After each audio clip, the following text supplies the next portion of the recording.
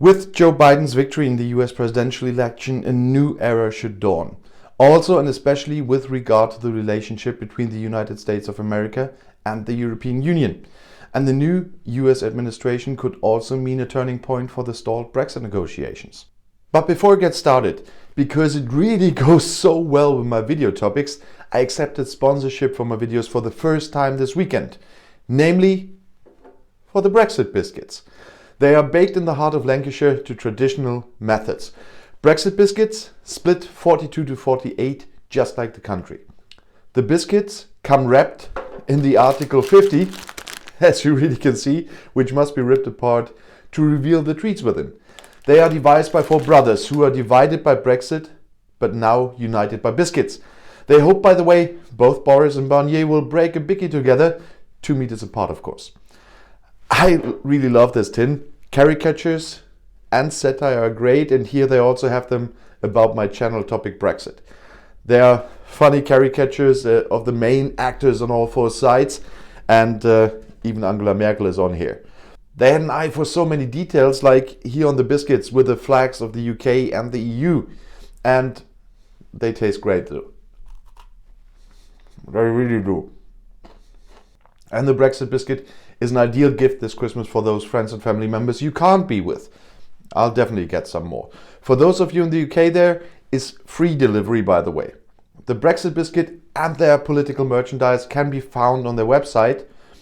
Please click the link below in the video description or in my pinned comment. But now, let's continue to the Brexit topic of this video. The 45th President of the United States, Donald Trump, has always been in favor of Great Britain leaving the EU and has supported UK Prime Minister Boris Johnson in the negotiations for an agreement with the European Community of States. Trump was also anything but critical of a no-deal Brexit.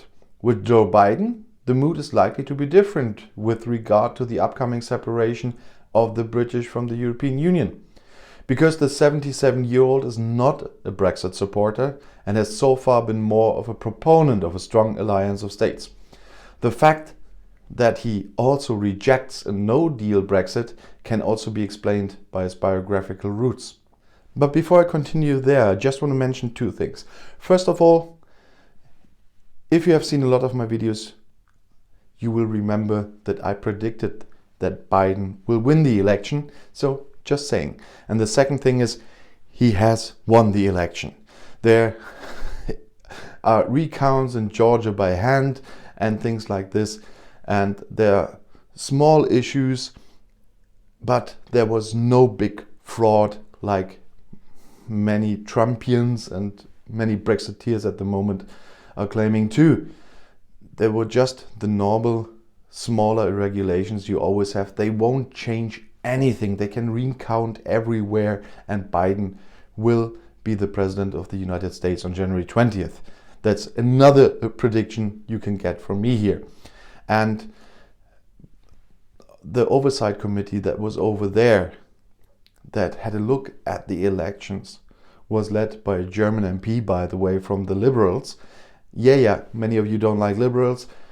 Our Liberals are not like your Liberals, but still, nevertheless, he's an MP of the German Bundestag, and he is doing his job, and he was doing his job there, and he also confirmed there were no signs for fraud there, and they were inspecting this election. So just forget it. Stop your hopes if you're a Trumpian. Joe Biden will be president on January 20th. But let's continue. In the middle of the election campaign, Biden had already expressed himself critical of Johnson's Brexit plans, and in the event of his election, made it clear that there would be no free trade deal. Trump had promised a phenomenal deal, as always, if in connection with a no-deal Brexit, a border between Ireland and Northern Ireland would be necessary again, which would endanger the peace between the two countries. For several reasons, it is important to Biden that the EU and the UK go through a conciliatory divorce and that negotiations between the two lead to a Brexit deal. The new, US president has Irish roots himself, an ancestry Biden is proud of. Even if some of you say it's a long time ago, it's still his ancestry. As a descendant of an Irish immigrant, The 77-year-old has repeatedly made his origins an issue in his political career, and he considers the endangerment of peace on the Irish island as a result of Britain's exit from the EU without an agreement and the internal market bill to be the worst of all solutions and to be unacceptable. The election of Biden could now bring movement to the stalled Brexit dispute and bring both sides back to the negotiating table to reach a deal and not just for sitting there. And many things are happening right now, like Cummings leaving, almost nobody's shedding a tear on that one, and so on. So we might see movement next week. That this could happen as early as mid-November, that is next week, as hoped, has recently become increasingly unrealistic. But now, with all that happens, I'm not so sure anymore. The deal must be in place by the end of the year, otherwise the UK will leave the EU without a trade deal. A scenario that neither the EU nor the new President Joe Biden would like to see. The dispute over a possibly necessary border between Ireland and Northern Ireland is only one of the reasons for the new US President why he feels more connected to the Europeans in the Brexit dispute. Unlike his predecessor Donald Trump, Joe Biden considers a strong European community of states to be important in order to create a strong counterbalance to China in terms of technological progress, for example. Biden also needs a strong EU with a view to climate change. A divided community is of little use to the new man in the White House. So it is to be expected that Biden will take the side of the Europeans in the Brexit dispute instead of supporting Johnson in pushing through a separation from the EU at any cost. And all those pretentious news that Biden immediately called Johnson as the second of all people after his election. Yeah. And you left out half of the content of this conversation as well. After all, its predecessor left a lot of scorched earth in Europe and seriously shook the relationship between the EU and the USA. No wonder then that not only the German Chancellor Angela Merkel has high hopes for the new democratic US government.